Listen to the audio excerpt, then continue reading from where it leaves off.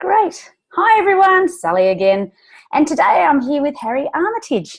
Now, Harry is a learning difficulty expert and he helps bright, sensitive kids with a learning difficulty, like myself, rediscover a love of learning. You also help their parents move from anxiety, guilt and worry to hope and relief. So welcome, Harry. Thanks for joining us. So do you want to tell us a little bit more about what you're into and how you got into it? Yeah, well, I got into it because I got in the tropics and got quite desperate about whether I was going to get better or not, and ended up in an alternative health clinic, an osteopathic clinic in Canberra, where I got healed.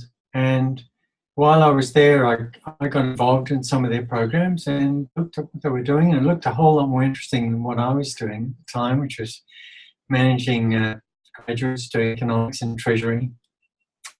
So I decided, what the heck, I'll check. And went over to Denver and learned my craft, which was sound therapy. But what I've discovered in that process is that I love helping bright kids with learning difficulty and helping them rediscover a love of learning, and helping the mums along the way support that journey, because there's stuff, lots and lots of stuff the mums can do.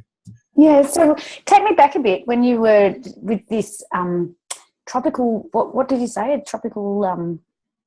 Tropical ulcer. So I had a lesion on my leg where the skin wouldn't heal.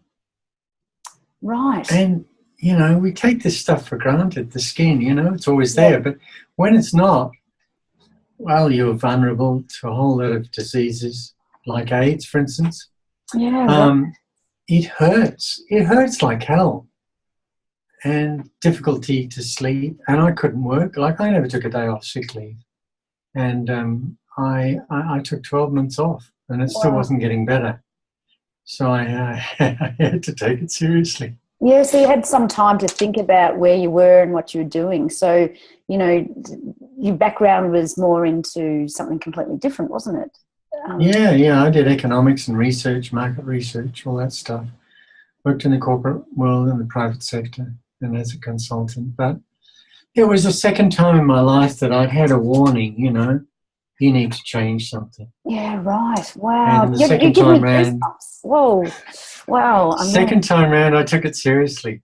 Yeah, right. And I really looked at what I was doing, and I realised I've actually got to stop this crap of being somewhere I didn't really want to be. Yeah. And having to be someone that I really wasn't entirely me. So I got sick of sitting around in treasury meetings, you know, listening to this blah, blah, blah and playing that game. I just wanted to be me and enjoy what I really was passionate about. And that is actually, you know, helping kids and families. Wow. Doing their magic and finding what they need to do. So that's what I discovered. So at 53, I changed my career again.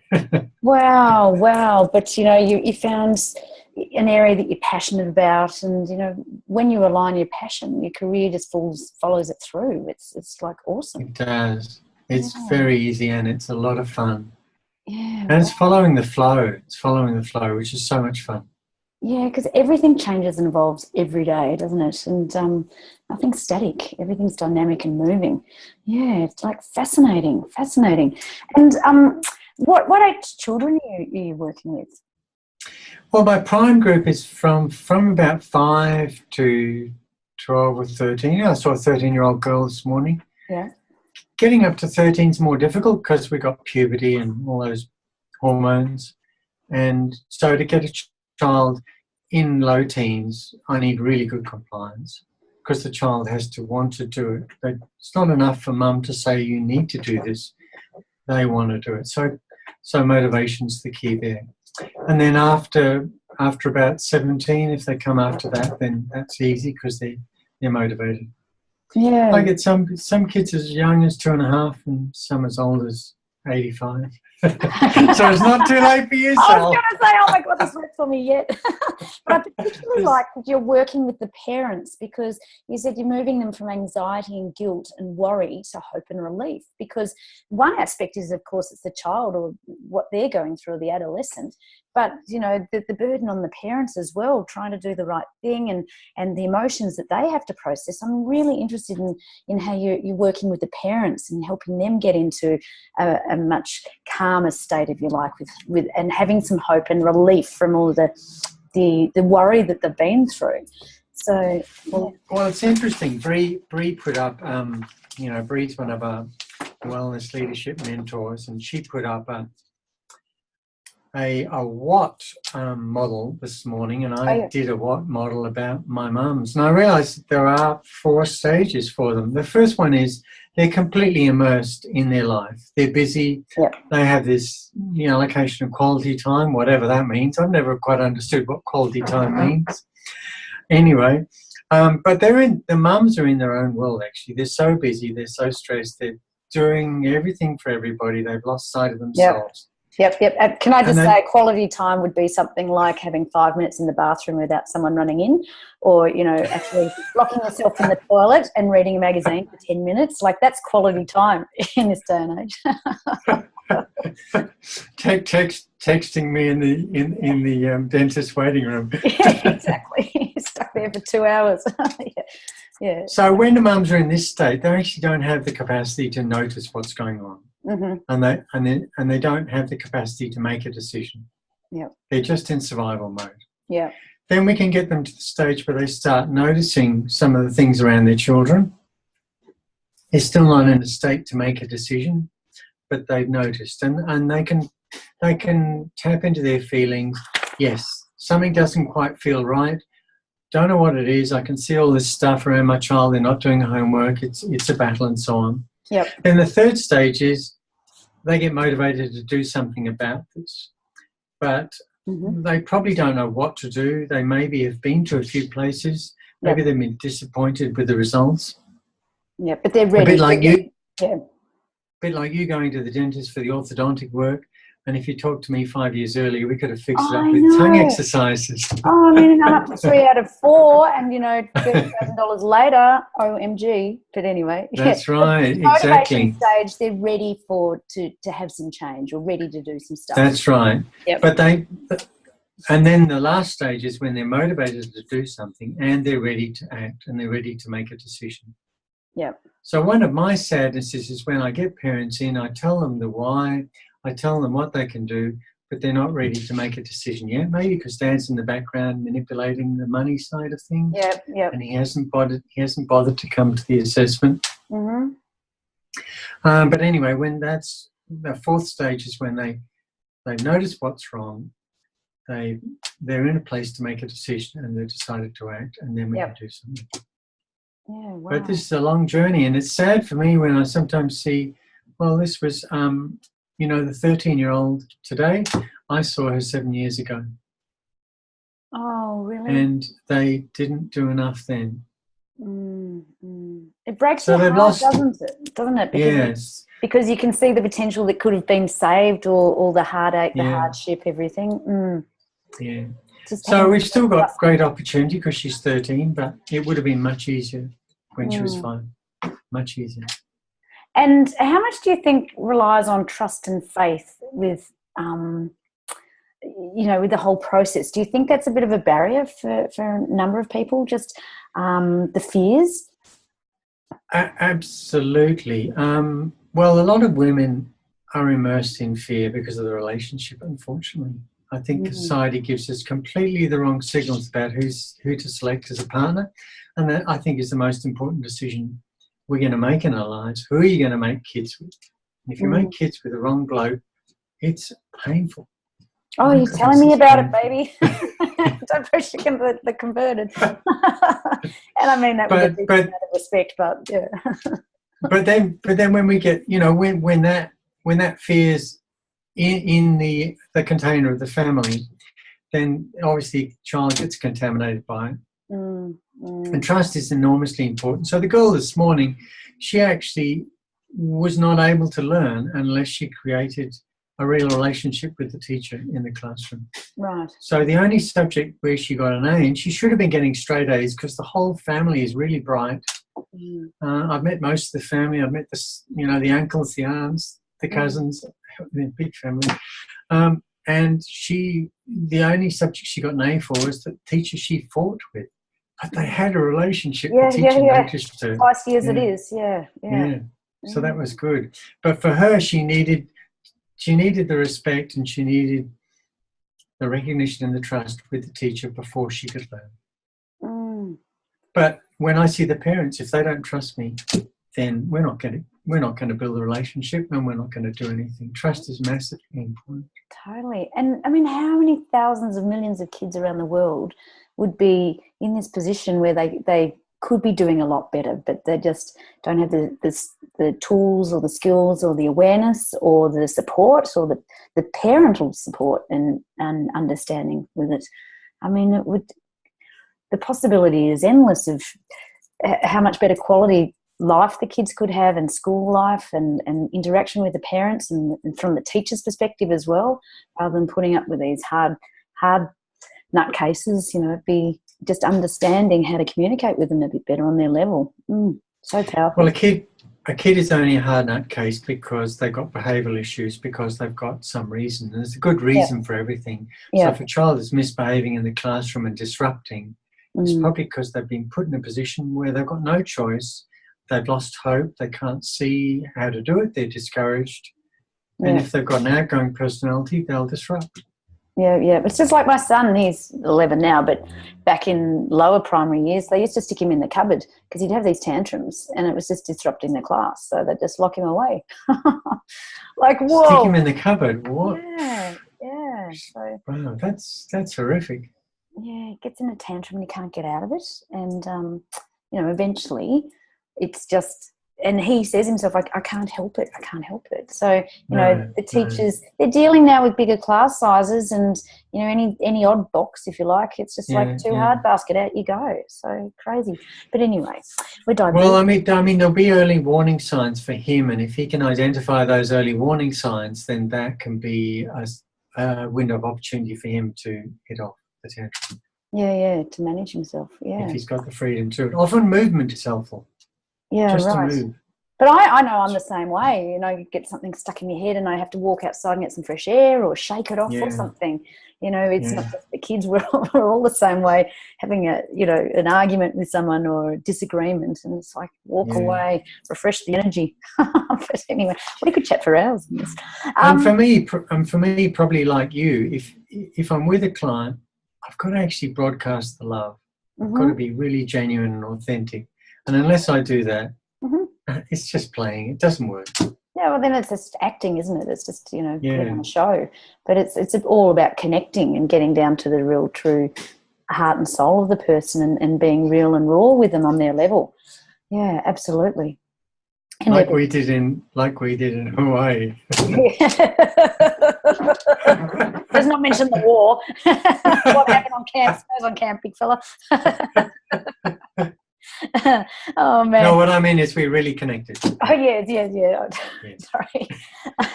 Now, getting back to what we were talking about is, well, actually, you're more focused with your program with the mums, but so for the mums who you're helping go from a place of anxiety and guilt and worry to hope and relief, what do you think is the biggest issue relating to them to get started? Everything goes back to childhood. Absolutely everything. I'm convinced about that. Right. The experience you have in childhood forms patterns around the way you perform in life and the way you perceive the world around you and the way you perceive yourself and your own possibilities. And if we've got somebody who's thinking, I'm not good enough, as I do sometimes, it traces back to something my mum has said, you're not good enough. And these things are embedded really deep and they're difficult to uncover. But they shape our behaviour, they shape our parenting. And so the first step with mums is to go back and find out, well, how are you going in your life?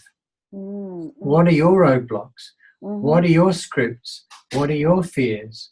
Just to surface them. And then we can have a little look at them. Do you want to do some work on this or not? And then I'll go through a whole lot of stuff about how they might tweak their parenting in terms of understanding what it is, what are the buttons their kids are pressing. Well, for instance, a common one is the child won't sit still at dinner time and dad doesn't like that. Mm. Once I can explain why that happens, that's liberating. Okay, then you've got a choice. Do we want the child to eat the dinner or not? And once you understand that some of these kids need to move in order to sustain being able to eat, then you've got a choice. Well, I'm going to let them move, and I'm going to deny them the dinner, or just have another fight. And I got this concept of above or below the line. You know, the stuff below the line, we can let it go through to the keeper. And if the room's untidy, bedroom's untidy, well, it's not your bedroom, it's theirs. Maybe just shut the door, walk past. Yeah, choose your battles. And exactly. I had a mum the other day, she came in, she said that just come back from camp. The bedroom's disgusting, I can't walk in it. I said, shut the door. She said, well, I can't go in and give them a kiss. Well, have that conversation. Let them know if you want to kiss at night, you need to clear a path so I can get to your bed. Otherwise, it's not going to happen. Yeah, poor kid's probably so exhausted they can hardly talk. I know when my kids come back, they're just falling asleep in the car, and I just get them in, shut the door and see you tomorrow. Get a good sleep. But it's about understanding the behaviours. It's about understanding why they look away, why they're restless, why they're hyperactive, why, they find homework difficult, and so on. Once you understand some of the reasons, then you can adapt your parenting. Yep, totally. And your stress levels go down. Yeah, once you put yourself in their shoes, it's, you take on, you try to live their life, think their thoughts, and it just, you connect so much on a deeper level because you get them, well, as much as you can. Exactly. Yeah. Now, if you could think of 3 top tips that you could give to these mums to get over their this issue with going back to, their patterns back in life. I think that was their biggest issue to overcome first, going back to themselves and looking at themselves. What sort of 3 tips would you give them to help them start on that process? I think the first thing is to listen to and believe your kids. The kids are the reason why they're coming to see me. But then have a look at what are the things in your kids that really annoy you. Really press your buttons, because these are the things that are unresolved in you. Yeah, right. You're not going to... Yes, projecting it. I get it now. Yeah. So then. You're not going to get upset by stuff that you've actually sorted out because you're going to understand it. Yeah. Okay. Wow. So pay attention to that stuff, both for your child and for you, because it's like a two-way mirror at that. Yeah. And understand that there's a good reason for that, both that behaviour in a child and why that upsets you. And then once you've discovered and identified that issue, so it might be looking away, it might be fiddling, whatever it is, then you can make a decision to do something about it. Whoa. Yeah, it's awesome. You're just making me stop and think now about my own kids and all the things that pisses me off, and I'm thinking, OMG, I've got a bit of work to do on myself. It's like work in progress. Definitely work in progress. OMG. Oh, Harry, it's just been so awesome talking to you, and I could talk to you for days and days, because I think the work you're doing is just so fantastic, and I wished I'd known about it when my kids were smaller, so that it could have saved a lot of heartache for them and for myself. But anyway, if people are interested in finding out more about what you're doing or get hold of you, where could I send them to? I've got a website, www.listen4life.com. They can go there. I've got a scorecard they can fill out so they can get some feedback about what the performance is in terms of the listening and the auditory processing. And then that'll generate a few hints. And then if they like that, then we can go forward and have a discussion and see where it goes. Oh, brilliant. Oh, Harry, thank you so much for spending the time with me. And it looked really fascinating to go back into your own personal story to see how you evolved to where you are now, having that sort of light bulb moment of like, you know, my life wasn't satisfying me enough with the work I was doing. And then, you know, having unfortunately a terrible illness happen, and then, you know, helping you see what your passions were and realigning your career with your passions. It's just awesome because when you're passionate, you're just flying, your heart's in it, it's real. And, you know, that's what people want, is to connecting with people who are real and really passionate about what they're talking about and helping others. Yeah. So, Yeah. So, Harry, thank you so much for your time today, and hope I didn't disturb you from a cup of tea with a scone or anything that time of the day. Well, thank you, Sally. Good to see you again. No, it's all good. I've got to write up a report, but we'll do that this afternoon. Yeah, oh, awesome. Well, thank you, Harry, again, and we look forward to chatting to you again another time. Okay, thanks. Bye, Sally. Bye. See you. Bye.